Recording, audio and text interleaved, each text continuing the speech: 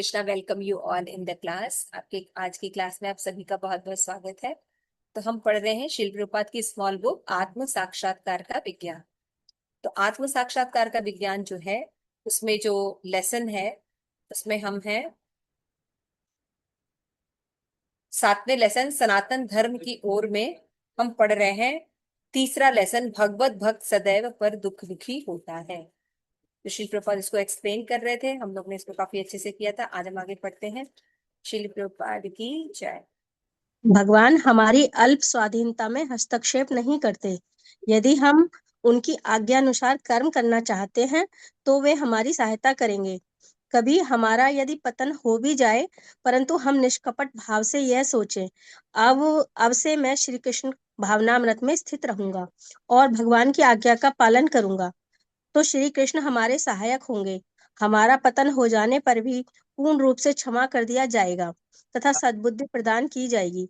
वह बुद्धि हमसे कहेगी, इसको मत करो, अब अपना कर्तव्य पालन करने लगो। परंतु यदि हम श्री कृष्ण को भूलना चाहते हैं तो उसके बिना सुखी होने की इच्छा रखते हैं, तो भगवान अनेक अवसर देंगे जो हमें जन्म जन्मांतर तक उनको भूलने में योग्य बनाए रखेंगे। परीक्षित महाराज ने कहा, यह सत्य नहीं है कि भगवान नहीं है या जो कुछ हम कर रहे हैं उसके उत्तरदायी हम नहीं हैं। नास्तिक अपने पापों के कारण भगवान को अस्वीकार करते हैं। यदि वे सोच लें कि भगवान है तो उनको दंड के भय से कंपन होने लगेगा, इसलिए वे भगवान के अस्तित्व को अस्वीकार कर देते हैं। चूहों पर जब बड़े पशु आक्रमण करते हैं तो वे आंख बंद कर सोचते हैं कि मैं मरने वाला नहीं हूँ, परंतु वे हर प्रकार से मारे ही जाते हैं। उसी प्रकार भले ही हम भगवान अथवा उनके नियमों को ना माने, फिर भी भगवान एवं उनके नियम वर्तमान हैं।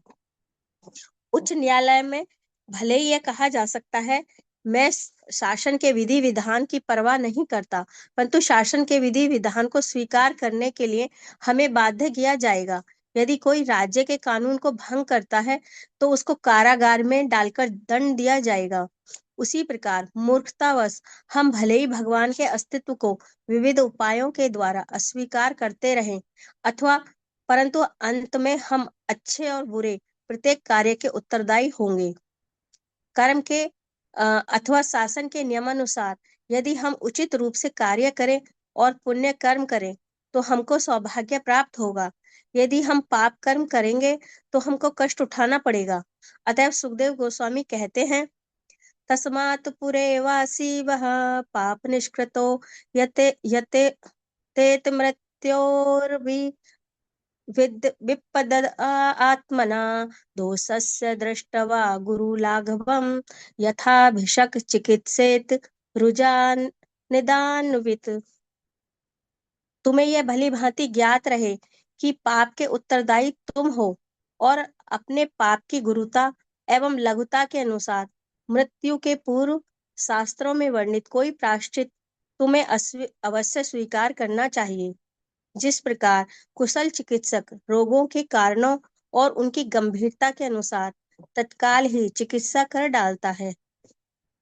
भागवत 6.1.8। जिस प्रकार रोग होने से चिकित्सक खोजा जाता है, उसी प्रकार वैदिक जीवन के अनुसार पापों के प्रायश्चित के लिए ब्राह्मणों के एक विशेष वर्ग के पास जाना चाहिए। कई प्रकार के प्रायश्चित होते हैं। मनुष्य किए गए पाप नष्ट करने के लिए जो तपस्या करता है उसे प्रायश्चित कहते हैं। क्रिश्चियनों के धर्म ग्रंथ बाइबल में इसका उदाहरण है। श्री सुखदेव गोस्वामी कहते हैं कि पापों की गुरुता और लघुता के अनुसार मनुष्य को बताए गए प्रायश्चित करने पड़ते हैं। रोग की गंभीरता के अनुसार चिकित्सक सस्ती अथवा महंगी औषधि लिख सकता है। सिर दर्द के लिए एस्प्रो लिख दे, परंतु भयंकर रोग के लिए शल्य चिकित्सा की सलाह दे सकता है, जिसमें हजारों रुपए लग सकते हैं। उसी प्रकार पाप रोग के समान होते हैं, इसलिए स्वस्थ होने के लिए मनुष्य को निर्धारित चिकित्सा करनी चाहिए। थैंक यू माता जी। तो इतना समझते हैं। तो ये अध्याय चल रहा है जिसमें प्रभुपाद ये बता रहे हैं कि वैष्णव का जो हृदय होता है वो दूसरों के दुख को देखकर दुखी होता है। लेकिन श्री प्रभुपाद साथ में ये भी बता रहे हैं कि साधारण लोग भी किसी के दुख से दुखी होते हैं, लेकिन वैष्णव भी दुखी होता है, लेकिन दोनों में अंतर होता है। वैष्णव जो है शरीर से संबंधित जो चीजें होती हैं, सांसारिक चीजों में अभाव को देखकर दुखी नहीं होता। तो उसके पास खाने को नहीं है, कपड़ा नहीं है ना, बहुत गरीब है, उस बात पे उसको उतना दुख नहीं होता। वो ज्यादा दुखी होते हैं कि जब देखते हैं कि मनुष्य जन्म मिला है और आत्म साक्षात्कार वो भगवत भक्ति नहीं कर, तो उसको कृष्ण प्रेम या कृष्ण भावनामृत प्रदान कर कर उनको सुखी बना। तो सबसे पहले तो ये दोनों अंतर समझना बहुत जरूरी है, क्योंकि हम सब भी वैष्णव की परंपरा में हैं और पालन करने की कोशिश कर रहे हैं। तो हमें भी सोचना चाहिए कि हमें शारीरिक से ज्यादा इस बात से दुखी होना चाहिए कि आत्मा और भगवत साक्षात्कार हो रहा है। आत्मा का साक्षात्कार और भगवत साक्षात्कार हो रहा है क्या?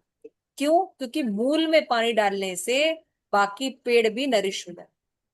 अगर हम किसी को भगवत साक्षात्कार कराएंगे, आत्म साक्षात्कार कराएंगे, तो उसका शरीर का भी साक्षात्कार हो जाए।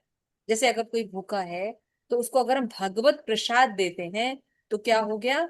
उसकी तृप्ति भी होगी और आत्मा का भी नरिशमेंट।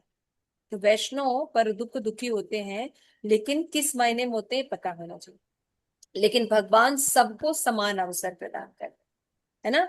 तो जो जैसी कामना करता है वैसा उसकी गति। तो जनरली हम जितने भी जीव इस संसार में हैं, यहाँ पे हैं, है ना, हमने क्या किया है? हमें स्वतंत्रता है इच्छा करने। जैसे भगवान पूर्ण स्वतंत्र है, हम अल्प स्वतंत्र है ना। भगवान समझाते हैं, मार्ग दिखा सकते हैं, लेकिन चॉइस करना, चूज करना हमारा अधिकार है। तो लेकिन ज्यादातर जब कोई व्यक्ति अपनी स्वतंत्रता का दुरुपयोग करता है, जैसे हम अपना जीवन जो है भगवत साक्षात्कार में नहीं लगा, भोग में लगा, तो भगवान फिर उसमें आके हस्तक्षेप नहीं कर, है ना। तो फिर वो क्योंकि वो हम चाहते हैं कि हम भगवान को भूल कर खूब भोग करें, तो फिर भगवान वैसी व्यवस्था। लेकिन जो चाहते हैं वो भगवान की भक्ति करे, भगवान के भक्तों का संग करे, तो भगवान उस तरह की व्यवस्था करते हैं। ठीक है। यहाँ पे बता रहे हैं कि जीव जब किसी किसी भी तरह की जानकारी चाहता है, आत्म साक्षात्कार भगवत साक्षात्कार के लिए, तो उसे योग्य गुरु के पास जाना चाहिए। ठीक है। और गुरु जो है रोग की गंभीरता के अनुसार उसका ट्रीटमेंट कर देता है। शिव प्रपाद भी बताते हैं, मान लीजिए एक डॉक्टर है, रोग होने पर हम डॉक्टर को अप्रोच करते हैं, है ना। अब हमें सर दर्द है तो छोटा सा गोली दे देगा, है ना। लेकिन अगर हमें ज्यादा कोई दिक्कत है तो फिर वो ऑपरेशन की सलाह देगा, जिसमें कई हजार रुपए खर्च हो। उसी तरह से हमारे जो पाप है ना, वो कितने गुरु हैं और कितने लघु हैं, मतलब कितने गंभीर है कितने छोटे हैं, उसके हिसाब से प्रायश्चित। हमने श्रीमद् भागवतम में भी देखा था कि परीक्षित महाराज को सुखदेव गोस्वामी भक्ति के पहले प्रायश्चित करने की प्रणाली बता कि अगर तुमसे पाप हो गया तो प्रायश्चित कर लो। छोटा है तो छोटा पाप प्रायश्चित, बड़ा है तो बड़ा प्रायश्चित। लेकिन परीक्षित महाराज को ये बात पसंद नहीं आई। श्री प्रपात कहते हैं जो क्रिश्चियंस हैं उनके भी धर्म में प्रायश्चित का विधान है ना, प्रायश्चित करने का विधान है। वो हर सैटरडे संडे जाते हैं चर्च में और अपने पापों का हिसाब करते हैं, फिर उसके बाद फिर पाप करते हैं। तो परीक्षित महाराज क्योंकि बुद्धिमान व्यक्ति थे, उन्होंने कहा कि मुझे ये पद्धति समझ में आती है, ये हाथी के स्नान के बराबर। तो यहाँ पे देखते हैं कि हमें जो है रोग की गंभीरता के हिसाब से गुरुजन जो है वो सलाह देते हैं कि हमें क्या करना चाहिए। यहाँ पे देखते हैं जन्म मृत्यु के चक्र में पड़े के कारण आत्मा रोगी अवस्था स्वीकार करते हैं। समझ में आया? आत्मा जो है, चलिए एक प्रश्न पूछते हैं, आत्मा बद्ध होती है कि मुक्त होती है? जब हम इस मुक्त भौतिक होती है जगत माता में जी। हैं, भौतिक जगत में तो बद्धावस्था में है, और बस और तो वैसे तो आत्मा बद्ध अवस्था में और मुक्त अवस्था में रहती कैसे? माता जी, वो वैसे तो वो शाश्वत मुक्त ही है, लेकिन जब वो शरीर में धारण करती है तो हमारे जो कर्मों के हिसाब से वो, वैसे वो तो हम, का कोई वो नहीं है ना, वो वैसे शाश्वत वो नहीं, शुद्ध ये है। है कि आत्मा बद्ध है कि मुक्त है। ठीक है, मुक्त है। माता जी कह रहे हैं कि जब शरीर रहते तो बद्ध है, जब वैसे आत्मा मुक्त। यस, आयतु की सेवा में।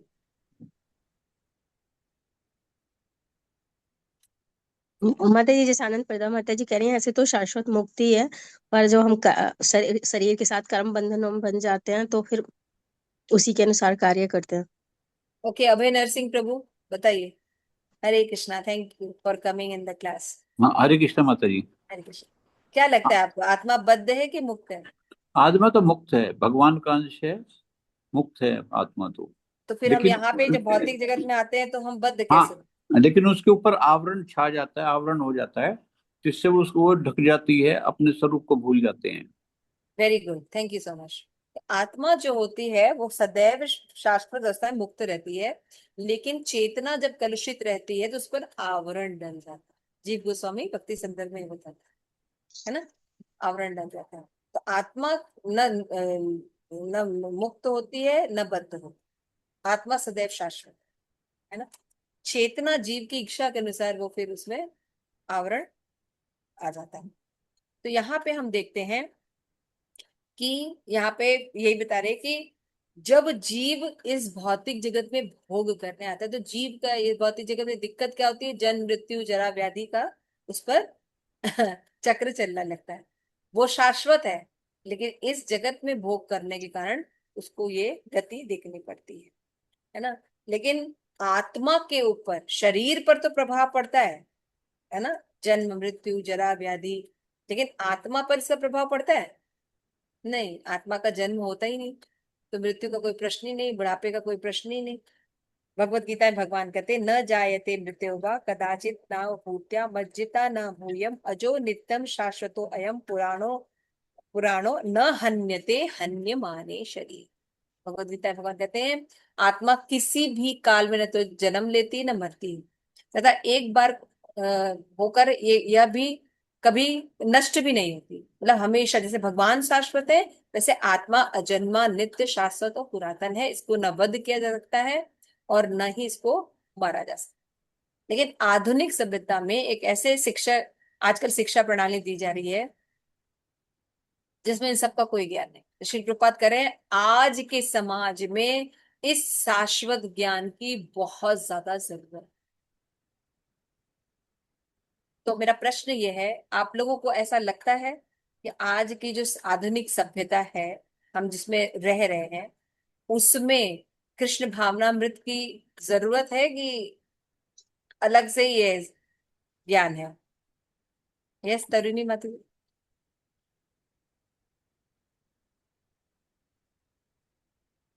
हरे कृष्णा माता जी, धन्यवाद प्रणाम। जी माता जी, जरूरत है, क्योंकि अगर हम कृष्णा कॉन्शियसनेस नहीं होंगे तो हम इस भौतिक जगत में ही पड़े रहेंगे जैसे हम पहले थे। हमें कुछ पता ही नहीं था, और जो युग युद्ध हो रहे हैं वो इसी वजह से हो रहे हैं, अज्ञानता की वजह से। अच्छा, आपके लगते है। ओके, नरसिंह स्तुति माता जी, आपको क्या लगता है? प्रपात करें आधुनिक सभ्यता में बहुत इंपॉर्टेंट है इस्कॉन का होना। हमें तो नहीं लगता। हरे कृष्ण, दंडवत प्रणाम माता जी। नहीं, सबको इस इग्नोरेंस से बाहर निकालने के लिए ये जानना बहुत जरूरी है, क्योंकि बिकॉज किसी को अब पहले के टाइम में जैसे बोलते थे who am I, where have we come from, ऐसे क्वेश्चंस भी लोगों के मन में आने बंद हो गए हैं। और इसीलिए वो खोजते ही नहीं है, ढूंढते ही नहीं है, जानना भी नहीं चाहते हैं। तो अगर उनको अंदर अवेयरनेस नहीं क्रिएट करेंगे तो वो तो बस इसी जन्म मृत्यु जरा व्याधि जब में ही फंसे जीव, जैसे रहेंगे। आप बता रहे हैं, जब जीव जो है वो जानना ही नहीं चाहता जानना ही नहीं चाहता तो फिर अब हम क्यों, तो। मतलब तो लेगा ही नहीं लेने पर, तो दे क्यों? पर वो तो हमारी हमें जैसे ये बताया कि पर दुख दुखी, इसी भाव में अगर हम हमें भी हाँ, तो लोगों मान को लीजिए आप जोड़ने। पर दुख दुखी, आपका भाव जागृत हुआ, आप प्रचार कर रहे हैं लेकिन कोई ले ही नहीं रहा है, तब फिर क्या है? वो तो फिर उसकी अपनी वो है ना कि उसकी अपनी सुकृति नहीं है, और वो जानने का प्रयास जो है वो नहीं करेगा। जो जिसके अंदर कुछ सुकृति होगी पिछले जन्म की, वही ले पाएगा उस चीजों को ना। तो वो हाँ, तो मान लीजिए अभी तो कोई लेना नहीं चाहता, और कोई बताइए, प्रेम मंजरी बताइए कि लोग लेना ही नहीं चाहता, लेकिन प्रभुपाद कह रहे हैं कि इस्कॉन जैसी संस्था की बहुत जरूरत है, संस्था होनी चाहिए, लोगों को शिक्षा होनी चाहिए। माता जी, जिसको जिस रूप में दी जा सकती है, किसी को प्रसाद रूप में दी जाए, किसी को साइलेंट प्रीचिंग के रूप में दी जाए, लेकिन देना तो है। क्योंकि लोगों को मेन सबसे बड़ी प्रॉब्लम ये है कि लोगों को पता ही नहीं है कि वो सफरिंग कर रहे हैं, ये प्रॉब्लम है। ये और कोई बताइए कि यस। अगर मान लीजिए हम ये ज्ञान दे रहे हैं लेकिन अगला लेना ही नहीं चाहता, वो भोगना चाहता है। क्योंकि वो एक्चुअली क्या है ना कि मनुष्य को जब ज्ञान होता है तो वो पशु के समान है, कहते हैं ना धर्म विहीन पशु हम्म। भी समान है। तो पशु को अपनी हाँ अच्छाई भलाई बुराई का पता नहीं है, लेकिन हाँ जिसे पता है तो वो तो उसका कल्याण करना चाहेगा ना। तो इसलिए जो हाँ भक्त है उसको पता है कि जीव का वास्तविक कल्याण किसमें है, हाँ। तो तो इसीलिए वो अगर प्रचार करने का अगर हम प्रयास करते बिल्कुल हैं। सही बोला कि अगर हमें, ठीक है कोई व्यक्ति नहीं लेना चाहता वो बात ठीक है, लेकिन भोग में रहकर जीव सदैव शोक में रहेगा, दुख में रहेगा, उसको आध्यात्म में आना ही पड़ेगा अगर उसको सुखी। इसलिए मनुष्य कृष्ण भावनामृत की बहुत जरूरत है। अब यस, मनुष्य शरीर में अगर कोई व्यक्ति है और पशु के समान जी रहा है तो वो जीवन उसका दुखदाई है। इसलिए उसको व्यर्थ है। माता ठीक है। माता जी, जैसे डॉक्टर है, अगर बच्चा दवाई नहीं लेता तो उसको किसी चीज में मिला के जैसे हम देते हैं, जैसे ना किसको उसको नहीं ज्ञान की वो ठीक होना मिठाई होगा, मीठे में शहद मिला के देते हैं। ठीक है, तो इसलिए थैंक कुछ यू ना। So much. इसलिए क्या है, इस्कॉन जैसी संस्था होनी चाहिए। इट इज वेरी इंपॉर्टेंट, क्योंकि अगर हमें सुखी होना है तो उसको यही प्रोसेस हम भोग करके सुखी नहीं हो सकते, भ्रम है। इसलिए प्रभुपाद कह रहे हैं, अतः आधुनिक सभ्यता एक ऐसी शिक्षा संस्थान की ओर की घोर आवश्यकता है जो मृत्यु के पश्चात क्या होता है उसकी शिक्षा दे सके। वास्तव में वर्तमान शिक्षा पद्धति में ये दोष है, इसमें ज्ञान नहीं दिया है। जब मनुष्य पशु के समान ही मरता रहता है, पशु को ये ज्ञात नहीं होता कि उसकी मृत्यु हो रही है, उसको शरीर दूसरा मिल रहा है, रोग हो रहा है, आहार निद्रा भय मैथुन में लगा के नाना प्रकार के दुख भोग रहा है, उसको नहीं पता चलता। उससे मुक्त कैसे हो सकते हैं? केवल कृष्ण भावना भावित होकर ही मुक्त हुआ जा सकता है। प्रभुपाद कह रहे हैं कि जीवों के पास आहार के लिए भले ही प्रचुर भोजन हो, सोने के लिए सुंदर भवन हो, मैथुन के लिए अनेक सुविधाएं हो, लेकिन जब आत्म साक्षात्कार का पूर्ण प्रबंध नहीं होता तब तक वो सुखी नहीं हो सकता। ये पॉइंट है। यस, क्यों जरूरत है? क्योंकि सुखी अगर होना है तो उसको कृष्ण भावना पर एक्सेप्ट करना ही पड़ेगा। अंतर तभी हो सकता है जब मनुष्य को जिज्ञासा होती है कि मैं कष्टपूर्ण स्थिति में क्यों। एक्सेप्ट कब करेगा? जैसे आप लोगों ने कहा सुकृति होगी, उसको थोड़ा सा नॉलेज होगा, भक्तों के संग से ये आभास होगा, है ना? तो तो वो दिखेगा कि उसका वो शाश्वत जीवन चाहता है, वो मरना नहीं चाहता, रोगी नहीं होना चाहता, है ना? तो वो कब हो सकता है? जब अपनी शाश्वत लाइफ में वो वापस चला जाए। तो यहाँ ये प्रश्न पूछे ही नहीं जाते कि पशुओं की सभ्यता माननी चाहिए। पशु और पशुओं के समान मनुष्य आहार निद्रा में रुचि रखता है, परंतु वास्तविकता तो है इन विधियों को त्याग करने के लिए बाध्य होना ही पड़ता है। अगर हम पशु के समान जीते ही रहेंगे, आहार निद्रा व्यय मैथुन करते ही रहेंगे, तो इसको त्यागना तो पड़ेगा। हम नहीं छोड़ेंगे तो प्रकृति छुड़ाएगी, तो वो, मृत्यु के समय पर हाँ छोड़ना ही मृत्यु पड़ेगा। छुड़ा। इसका एग्जाम्पल है हिरण्यकश्यप, है ना? कठोर हम्म, तपस्या करके सब सब चीज, सारा ब्रह्मांड का सबसे बड़ा व्यक्ति बन, भगवान ही बनना चाहता, हुआ क्या? सब नष्ट कर दिया भगवान नरसिंह देव ने प्रकट। उसी तरह वैज्ञानिक आजकल दावा करते हैं कि भविष्य में हम उपाय खोज लेंगे कि मृत्यु को भी रोक देंगे। मृत्यु को रोकने का सर्वदा असंभव है प्रभुपाद। कोई कभी भी नहीं कोई दवा बना सकता है कि मृत्यु रुक जाएगी, क्योंकि भौतिक जगत की यही रीति है। तो जो बुद्धिमान है क्या करना चाहिए? उन्हें जन्म मृत्यु जरा व्याधि इन चार प्रधान समस्याओं को हल करने के लिए अधीर रहना चाहिए, बेचैन रहना चाहिए, है ना? माता जी, हम सबसे ये कह सकते हैं कि ऑक्सीजन है हमारे लिए, ये बहुत कृष्ण जरूरी, भावनामृत हमारे लिए ऑक्सीजन है, बहुत इसके ज्यादा, बिना हम नहीं रह सकते। बिल्कुल जरूरी। जैसे आप सब अभी देखिए कितना भाग दौड़ में है, कितने व्यस्त है, लेकिन फिर भी आप इस क्लास को पढ़ रहे हैं ना। क्यों पढ़ रहे हैं? क्योंकि ये जो ज्ञान है, ये ज्ञान लेना बहुत जरूरी है, क्योंकि अज्ञानता हमारी प्रॉब्लम है। जब हम ज्ञान को ठीक से समझेंगे तो हम इस कृष्ण भावनामृत के अपनाकर अपने जीवन को उस तरह से करेंगे, तभी हम सफल हो सकते।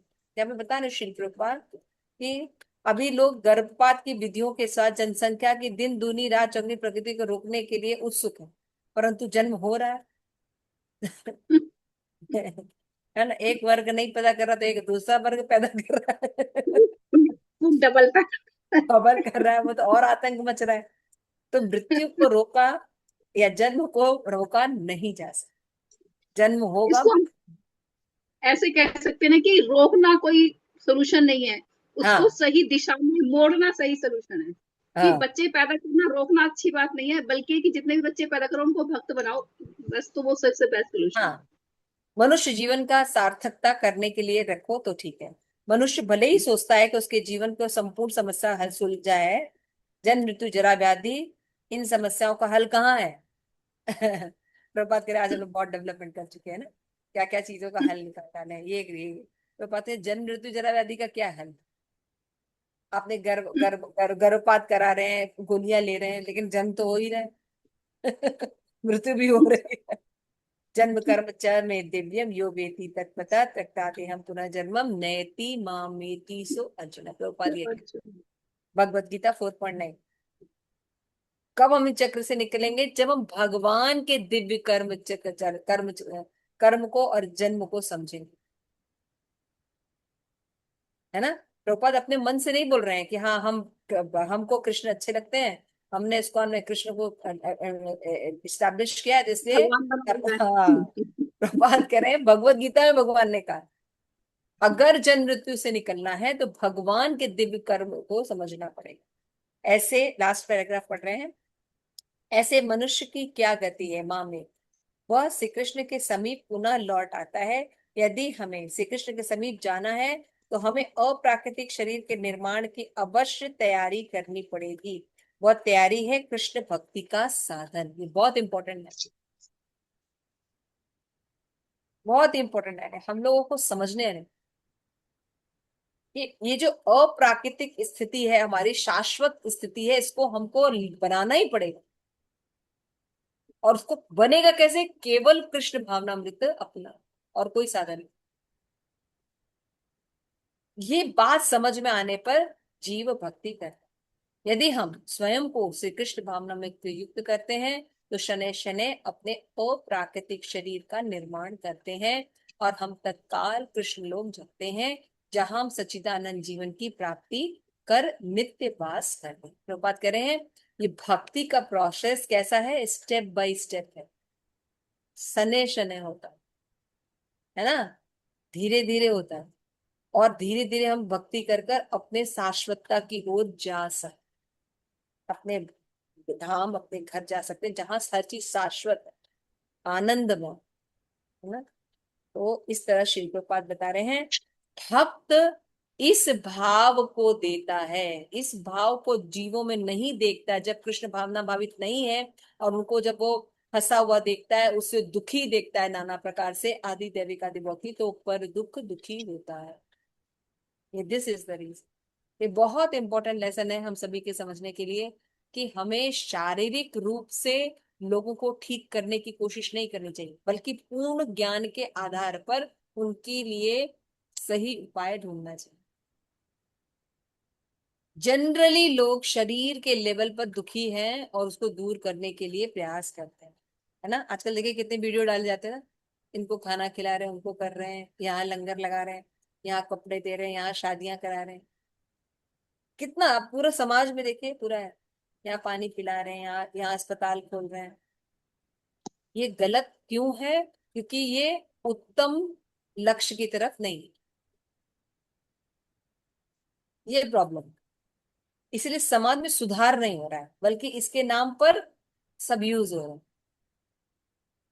तो दस प्रभुपाद ने अपने परपोर्ट में श्रीमद् भागवतम से बताया था कि यदि एक अंश है और अंशी की पूर्ण महीनों योग से भी सेवा करे, तब भी सेवा करने वाला भी संतुष्ट नहीं होता और जिसकी सेवा की जा रही वो भी संतुष्ट नहीं होता। एक अंश दूसरे अंश को सेटिस्फाइड नहीं कर सकता। ये बहुत बड़ा सिद्धांत है ना। ये छोटी सी बात है एक लेकिन हाथ दूसरे हाथ की क्या सेवा करेगा? एक हाथ दूसरे हाथ की सेवा नहीं कर सकता ना, शरीर की सेवा करेगा। बहुत इंपॉर्टेंट है। हाथ अगर शरीर से अलग हो जाए कुछ नहीं कर सकते, शरीर के साथ रह के शरीर की सेवा कर। तो ये समझना बहुत जरूरी है और ये बहुत अच्छा टॉपिक है, क्योंकि आजकल लोग जो हैं बहुत परोपकार के कार्य कर रहे हैं, तरह तरह से दुख को दूर करने की कोशिश कर रहे हैं, प्रभुपाद कर रहे हैं इससे कोई दुख दूर नहीं हो। है ना। आज हम कुछ भी दूर नहीं कर पा। यस प्रेम मंजरी वाली। माता जी, प्रभुपाद बता रहे थे एक लेक्चर में कि ये जो हम करते हैं ना, या तो अपनी इंद्रिय तृप्ति है, लेकिन जो ये लोक समाज कार्य करते हैं तो ये दूसरों की इंद्रियों की तृप्ति है, तो इससे फायदा नहीं। इंद्रियों की तृप्ति करनी भगवान की। तो ये इज्म जो है, हम लोग बड़े दयालु बन रहे हैं, ये नेशनल जो भी करते हैं, एनजीओज खोलते हैं, खाना खिला रहे हैं, गाय को खाना खिलाओ, तो बोले ये इंद्रिय तृप्ति ही है, आपकी नहीं है तो आपके जानने वालों की है, तो इससे कोई बहुत संतुष्ट सही नहीं हो बात बोला सकता। माता जी ने, प्रेम विस्तारित मंजरी वाली ने बताया। विस्तारित अहंकार भी कह सकते हैं उसको। हाँ, एक होता विस्तारित है, अहंकार भी हाँ कह सकते हैं विस्तारित उसको। अहंकार, इसको ईशोपनिषद में बताया गया है। विस्तीर्ण, विस्तीर्ण हाँ, अहंकार होता है, और एक विस्तृत होता है स्व अहंकार, स्व हाँ, एक होता है अपने अपने स्वाहंकार। अपने तक लिमिट रहना, और एक होता है विस्तीर्ण परिवार, अहंकार, है ना। परिवार, देश, समाज, राष्ट्र। हाँ, परिवार, देश, राष्ट्र, समाज, ये भी अगर भगवान के बिना किया जा रहा है तो एक तो ये फिलॉसफी, जिसे मैंने बताया कि फिलॉसफी श्रीमद् भागवतम में क्या होता है, ये अंश अंशी की सेवा करके कभी संतुष्ट नहीं हो सकता। अरे सॉरी, अंश अंश की सेवा करके कभी संतुष्ट नहीं अंश हो अंश की सेवा, सकता। अंश यस जब यस। अंशी की सेवा करता है, यानी भगवान की सेवा करता है, तभी वो संतुष्ट हो सकता है और औरों को भी संतुष्ट कर सकता है। ये फिलॉसफी है। एक अंश, हम चाहे कि दूसरे एक अंश की। व्यक्ति, जैसे अभय नरसिंह प्रभु है ना, हाँ, अभय नरसिंह प्रभु चाहे कि हम जो है, हम चाहते हैं कि नरसिंह स्तुति माता जी को जो बच्चे आ रहे हैं उनको हम बहुत संतुष्ट कर रहे हैं उनके ग्रुप में। क्या करें माता जी, प्रसाद जो है हमारी तरफ से रहेगा आज की क्लास, प्रसाद नहीं, खाना हमारी तरफ से रहेगा, संतुष्ट नहीं हो सकते। अरे तो वो माता जी कहेंगे अरे उनको तो ऐसे देना चाहिए था, बच्चों के हिसाब से खाना देना चाहिए था, दाल चावल दे दिया, अरे कुछ बर्गर वगैरह लाना चाहिए था। बच्चे कहेंगे, बच्चों की मम्मी कहेंगे ये बर्गर तो बिल्कुल अनहेल्दी होता है, इन लोग के यहाँ पे ऐसे ही खाना, मतलब पढ़े लिखे होकर भी, भक्ति करके भी अनहेल्दी चीजें खिला रहे हैं। कोई कहीं संतुष्ट नहीं होगा, है ना। ये बात तो भगवत सही। प्रसाद मिल जाए, सब संतुष्ट रहे, है ना। आत्मा का विनाश, कहने का मतलब ये है, अंश अंश, एक अंश दूसरे अंश को पूर्ण मनोयोग से, ये तो जब पहला लेसन है मेरा ये भक्ति वृक्ष का। एक अंश दूसरे अंश को पूर्ण मनोयोग से सेवा करके भी कभी संतुष्ट संतुष्ट नहीं कर सकता, नहीं। और न वो संतुष्ट होगा। हमने कहा ये ये तो बहुत कितनी सारे सही बात है। क्वेश्चंस। हाँ। हम तो इसी से परेशान हैं, हम सबकी सेवा कर रहे हैं, कोई संतुष्ट नहीं हो रहा है, और हम भी बहुत फ्रस्ट्रेटेड हो गए हैं। हम्म। तो कैसे हो सकता है, जिसमें लिखा था कृष्ण भावना भावित होकर जड़ में पानी डालकर आप सभी को संतुष्ट कर सकते हैं। तो मेरा प्रश्न ये था, माला करने से सब कैसे संतुष्ट हो जाए। हम जब करेंगे तो देश, राष्ट्र, हम सब कैसे संतुष्ट हो जाएंगे। तो 15 साल में थोड़ा थोड़ा समझ में आ रहा है कैसे संतुष्ट होता है सब चीज। हमें लिंक नहीं पता ना, हमें लगता है जब करने से, भक्ति करने से कैसे संबंधित होगा, क्योंकि ये मूल है। भगवान को संतुष्ट करने से हमारी इंद्रियां संतुष्ट होती हैं।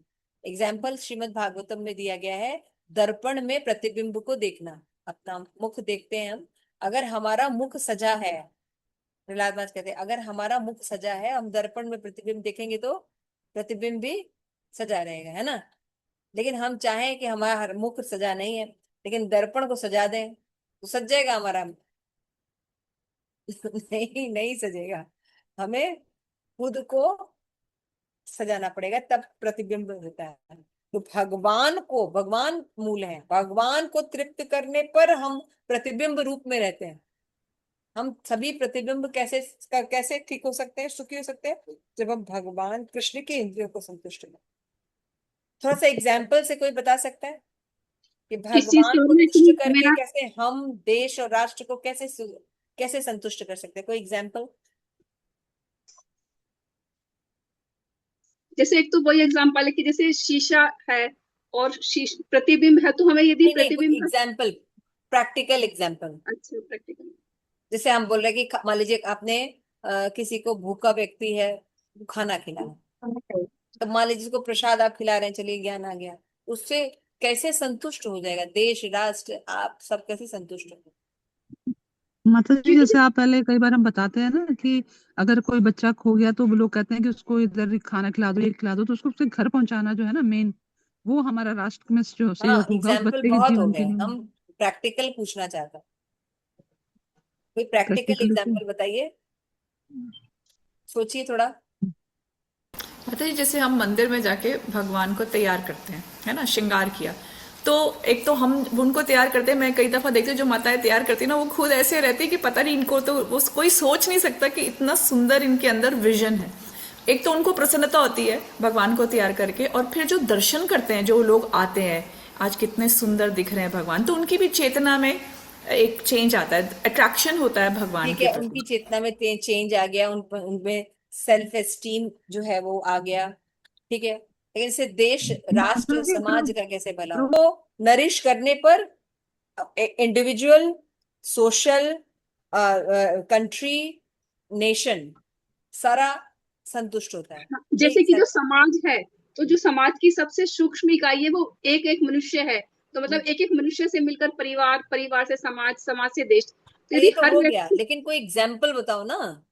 तो माता जी जैसे कोई जो व्यक्ति आया वो तो फिर आना कोई, चाहेगा, हाँ, आएगा वहां भक्तों से जुड़ेगा। आप देखिए एक बंदा आया, उसको अच्छा लगा आज भगवान के दर्शन, वो फिर आएगा, तो उसको भगवान की दर्शन होंगे, वहां पे कुछ कथा उसके हृदय में जाएगी, तो उसका शुद्धिकरण होगा। तो हम जब जप करते हैं या हम जो भी करते हैं, हमारे जो आचरण हमारा होता है माता उससे जी लोग प्रभावित होते हैं, उससे लोग प्रभावित होते हैं। और जैसे मैं एक एग्जांपल दूंगी कि जैसे मैं जब करती हूँ, हमारे घर में जब ऐसे कोई नहीं करता, लेकिन जब कोई कठिनाई आ जाती है, फंस गए कहीं, तो 16 से क्या 20-20, 25-25 माला भी होती है। मतलब है ना, माइंड में तो कंसेप्ट तो आया ना कि yes this is the way you मतलब आर ठीक है, तो अडेप्टिंग। इससे तो इंडिविजुअल हो रहा है ना, देश का क्या भला हो रहा है? एक एक हर व्यक्ति प्रभावित हो रहा है ना माता जी, जब एक चलिए ठीक है, तो भक्त यानी के अंदर। आपके इंडिविजुअल हो गया और फैमिली हो गया और सोसाइटी हो गई, ठीक है ना? ठीक है ना, जब किया आपने, आपकी कॉन्शियसनेस इंप्रूव हुई, आपके कारण फैमिली में इंप्रूवमेंट आई, फैमिली से समाज में, आसपास के समाज में भी थोड़ा जो है परिवर्तन आए। क्या परिवर्तन आया? तो उससे चेतना में कॉन्शियस, परिवर्तन आता है माता जी। कैसे बात करते हैं, कैसे आप बिहेव कर, मेन तो कॉन्शियसनेस में चेंज आता है ना माता जी, मेन तो। क्या चेंज आता है? तुम लोग एग्जाम्पल एब्स्ट्रैक्ट में देते हो, एग्जाम्पल बताओ ना, जैसे पूछ रहे हैं क्या चेंजेस आता है? आपके भीतर में दया आती है, आपके भीतर में विनम्रता आती है किसी के प्रति, ये चीजें आपके आचरण में आती है ना, दया आएगी, विनम्रता आएगी, क्षमा आएगी, ये सब चीजें दया, आती हैं। विनम्रता और क्षमा आता है, तो क्षमा करने पर तो दोबारा जो मुगल राज थे उन्होंने हमको काट डाला, हमने क्षमा ही तो कर दिया, वो पैर पकड़ के रोने लगे, तो हमने कहा ठीक है जाओ, उसके बाद हमारा आके गला काट दिया, फिर भला कहाँ हुआ हमारा? सबसे इम्पोर्टेंट है सही ज्ञान होना जरूरी हो कि सही ज्ञान आता है शास्त्र। ना, ददामी बुद्धि योगम आता है ना, इट अच्छा इज ठीक नॉट है, ए। आप आगे देखो, पद्मिनी, हाँ बताइए, आप क्या बोल रहे कि जैसे कि हैं? सही एग्जाम्पल ज्ञान होगा बोलना तो चाहिए, आप हमें समझ रहे हैं? शस्त्र और शास्त्र दोनों को साथ लेके चलना होगा, तो फिर ये समस्या नहीं आएगी। तो मतलब कि सही जब ज्ञान होगा और आपके जो सही निर्णय होंगे, सबसे इंपॉर्टेंट होता है जीवन में डिसीजंस। तो हमें यदि आपकी परिभाषा मत बताओ, हमको परिभाषा समझ में नहीं आती, हम सब समझ गए कि एक अंश अंशी को नहीं समझा सकता। हमने पढ़ लिया कि जैसे बेटा है, खो गया है, अपने फादर के पास चला, हमें समझ में आ गया। हमें एक बात बताइए, कोई एक कार्य करने से, कोई एक कार्य लीजिए, उसको कैसे से कैसे इंडिविजुअल, कैसे समाज, कैसे देश, कैसे राष्ट्र, सबका भला होगा? मैं आपको एक एग्जांपल देती हूँ, हम्म, सोचिए आपने पहले, बताइए। जैसे एक परिवार है, तो एक परिवार के अंदर यदि व्यक्ति मतलब कोई एक यंग लड़का है, मान लो वो भक्ति नहीं कर सकता, तो मे बी वो शराब भी पी सकता है, जुआ भी खेल सकता है, नशा भी कर सकता है, नॉन वेज भी, तो ऐसी आदतों में, बुरी आदतों में पड़ सकता है। लेकिन ये वो भक्ति करेगा तो एटलीस्ट 4 नियम का पालन करेगा, तो वो इतनी बुरी चीजों से बचेगा, तो समाज में कल्याण तो होगा ही ना। क्योंकि समाज में एक पवित्रता आएगी कि लोग जब भक्ति से जुड़ेंगे तो शराब नहीं पिएंगे, जुआ नहीं खेलेंगे, मांसाहार नहीं करेंगे। चार और नियम मतलब पालन बताओ ना। वही तो चारों अगर नियम मान लो पालन 4 नियम हम पालन करते हैं तो तो फिर हम समाज में पालन क्या कर है? रहे हैं, अगर स्वच्छता हमसे इन्फ्लुएंस हुए तुम्हारी फैमिली पर्सन पालन कर रहे हैं, उससे बिल्कुल देश में नहीं होगा, चरित्र निर्माण नहीं हो रहा है। वही बिल्कुल फिर चारों चीजें योग्य व्यक्ति योग पद पर होगा, बिल्कुल बिल्कुल सही सारी बात। समस्या ही सॉल्व हो जाएगी, भ्रष्टाचार हाँ, तो होगा ही नहीं, वही तो चीज कह रहे हैं कि युद्ध चारों होगा ही नहीं। तो शराब नहीं फिर पिएंगे तो देश, चलेंगे राष्ट्र, समाज, नेशन सबका भला नहीं हो रहा है।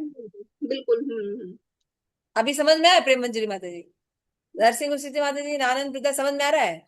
परिभाषा नहीं पूछ रहे हैं हम आपको प्रैक्टिकल सोचने को कह रहे हैं कि हाँ, कोई सब्जेक्ट को करके कैसे हम भला हाँ, करें। तभी बिल्कुल लास्ट में क्लिक किया वो लास्ट में क्लिक कैरेक्टर निर्माण हो किया। जाता है ना भक्ति करने से। हाँ यस यस जैसे आप बोले चेतना शुद्ध होता है, ठीक है, उसको एक्सप्लेन करो ना, हाँ कि भाई शराब नहीं पिएगा, जुआ नहीं खेलेगा, पर स्त्री कि गमन पुरुष नहीं करेगा, संबंध नहीं करेगा, विवाह करेगा, विवाह करेगा और धर्म मतलब के साथ रहेगा, धर्म जुआ के नहीं साथ खेलेगा, रहेगा। नाली में नहीं पड़ा रहेगा। बिल्कुल बिल्कुल सही बात है, तो वही तभी लास्ट में क्लिक किया पहले। एक सिंपल छोटा सा एग्जाम्पल सिंपल है, ऐसे बहुत सिंपल जो सारे रूल्स बताए ना कि ये आपने 4 नियमों का पालन करना और हाँ जब करना है, ये अपना हाँ लेगा तो हाँ, ये जब करने से क्या होगा कि वो फालतू प्रजल्प वगैरह कार्यों में नहीं रहेगा, उसका सबसे मन जो पहले तो होगा मनुष्य सात्विक बनेगा, हो जाएगा, एटलीस्ट सात्विक हो मनुष्य जाएगा, बनेगा एग्रेसिव एटलीस्ट। चीजें नहीं लेगा, तमोगुणी रजोगुणी ड्रग्स वगैरह नहीं लेगा, भ्रष्टाचार नहीं करेगा। देखो सुधार नहीं हो रहा है, जो हम बिल्कुल चाहते हैं, लॉयल्टी रहेगी, आज्ञा पालन रहेगा, हम यही तो सब समाज में चाहते हैं। और योग्य व्यक्ति योग पद पर होगा, डॉक्टर यस होगा डॉक्टर के पद पर होगा, इंजीनियर होगा इंजीनियर के पद पर होगा, बिजनेसमैन बिजनेसमैन होगा, ब्राह्मण ब्राह्मण होगा। तो इससे कितना फर्क आ जाएगा ना, ये गाय कटना, ये सब एक के बाद एक, यही तो डिसबैलेंस होता है। हाँ, वो धीरे धीरे चीजें सुधरती जाएंगी एक एक करके समझ गए सारी आप? चीजें। तो पर हम्म दुख दुखी कैसे होना है पता चल गया। आर्थिक विकास भी होगा, सामाजिक भी होगा, और समाज हाँ आर्थिक तो विकास भी नरसिंह प्रभु, होगा, किसी को 100 धार्मिक रुपए दे देंगे, 10 रुपए तो आ ही जाएंगे उसके पास। ठीक है ना, पर दुख दुखी कैसे होंगे? भक्ति करके, भक्ति भक्ति करके, का करके आत्मकल्याण और करके देके। हम सही सुखी होंगे। ठीक है, ठीक है, थैंक यू सो मच। शिल प्रभुपाद की जय, आप सभी गौर भक्त बिंद की जय।